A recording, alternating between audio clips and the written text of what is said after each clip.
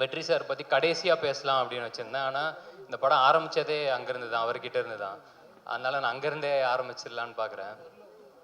வெற்றி சார் ஆஃபீஸ்லேருந்து ஃபஸ்ட்டு ஒரு நாள் ஃபோன் வந்துச்சு, கால் பண்ணி கூப்பிட்டாங்க. சரி சாரை பார்த்துட்டா ஃபார்மலாக ஒரு 5-10 நிமிஷம் பேசிவிட்டு ஓகே கதை கேட்டுட்டு சொல்லுப்பா அப்படின்னு சொல்லி அமுச்சு விட்ருவாரு அப்படின்னு நினச்சா சாரே தான் கதை சொன்னார்.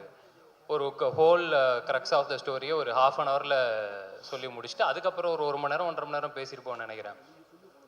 எனக்கு என்னென்னா, ஒரு கதையை சார் இவ்வளோ நம்பி சொல்கிறார் அப்படின்னா அவர் அந்த கதை மேலே வச்சுருக்கிற நம்பிக்கை என்ன அப்படிங்கிறத மட்டும்தான் நான் நம்பினேன்.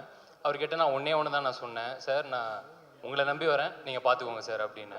அவ்வளோதான். இன்றைக்கி வரைக்கும் பார்த்துக்கிட்டு இருக்கீங்க சார், ரொம்ப நன்றி சார். அண்ட் அதுக்கப்புறமேட்டு எனக்கு என்னென்னா, ஃபஸ்ட்டு மீட்டிங்கில் ஒரு பெரிய ஆள்கிட்ட போகிற மாதிரி ஒரு ஃபீலிங்கே இல்லை. சில பேர்கிட்ட மட்டும்தான் நம்மளுக்கு அவ்வளோ டக்குன்னு பழக வராது. எனக்கு என்னென்னா ஒரு பாயிண்ட்டுக்கு அப்புறம் ரொம்ப ஜாலியாகிடுச்சு அவர் கூட பேசுகிறது. ஏன்னா ஒரு நாள் ஃபோன் பண்ணார், இல்லை சும்மா தான் அடித்தேன் அப்படின்னாரு. பரவாயில்லையே சார் சும்மா அடிக்கும்போது நம்மளுக்கு அடிக்கிறாருன்னா அவர் சும்மா சொன்னாராலாம் தெரில. எனக்கு அதெல்லாம் ஒரு மாதிரி பயங்கர ஜாலியாகிட்டு அப்புறம் நான் சும்மா இருக்கும் போதெல்லாம் அடிப்பேன்.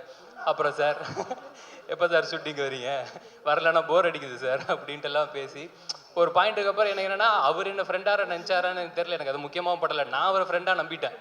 ஓகே நம்ம இப்படியே போயிடலாம், அது ரொம்ப சந்தோஷமாக இருக்குது. ஏன்னா அவ்வளோதான், இந்த பஸ்ஸு போய் நின்றுருச்சு அப்படின்னா இதுக்கப்புறம் இந்த பஸ்ஸில் ஏற முடியுமாலாம் தெரியாது. அதனால ஜன்னலில் காற்று அடிக்கிற வரைக்கும் அந்த காற்றை ஃபுல்லாக வாங்கிடணும்னு மட்டும் நான் நம்பிட்டேன்.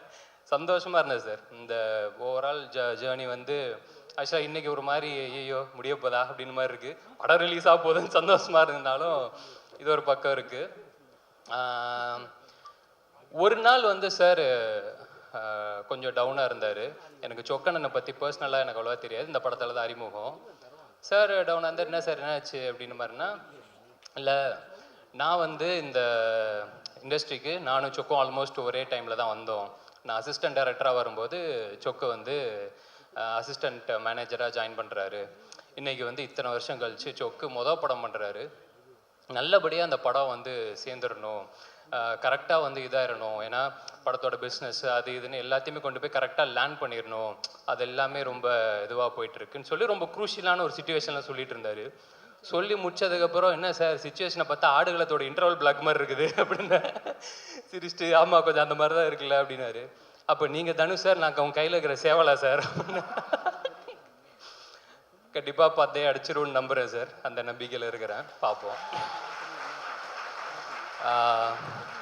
ஆண்ட்ரியா மேம் சேம் அதே தான். ஏன்னா ஃபஸ்ட்டு ஆண்ட்ரியா மேம் கதை கேட்டு தான் அனுப்பியிருக்காங்க சார்கிட்ட. அப்படி இருக்கும்போது அவங்களும் ஒரு கதை கேட்டு ஓகே பண்ணியிருக்காங்க அப்படின்னா எனக்கு மற்ற எல்லாத்தையுமே தாண்டி நான் இன்னும் அந்த மனுஷி படமோ இல்லை பிசாசு 2 நான் பார்க்கல மேம். ஆனால் நிறைய பேர் சொல்லி நான் கேட்டுட்டேன் அதில் எக்ஸ்ட்ரானரியாக பெர்ஃபார்ம் பண்ணியிருக்கீங்க அப்படின்னு. ஸோ எனக்கு என்னென்னா யாரோ ஒருத்தவங்க சொன்னாங்க, சாரி மிஸ் பண்ணிட்டேன்னு நினைக்கிறேன், இது எல்லாமே அதுக்கான ஆரம்ப புள்ளியாக இருக்கும்னு நான் நம்புகிறேன். ஸோ இதுக்கப்புறம் அது எல்லாமே பயங்கரமாக எல்லாமே ஒன்று கூடி வரும்னு நம்புகிறேன். ரொம்ப ரொம்ப நன்றி. எல்லோரும் சொன்ன மாதிரி என் அண்ணன்றது முக்கியமாக நான் கற்றுக்கிட்டது ஒன்று தான், போட்ட காசு ப்ரொடியூசருக்கு வந்து சேரணும் அப்படின்னு. அந்த விதத்தில் உங்களுக்கும் சொக்கண்ணனுக்கும் எல்லாமே நல்லபடியாக வந்து அமைஞ்சிரும் நான் கடவுளை வேண்டிக்கிறேன்.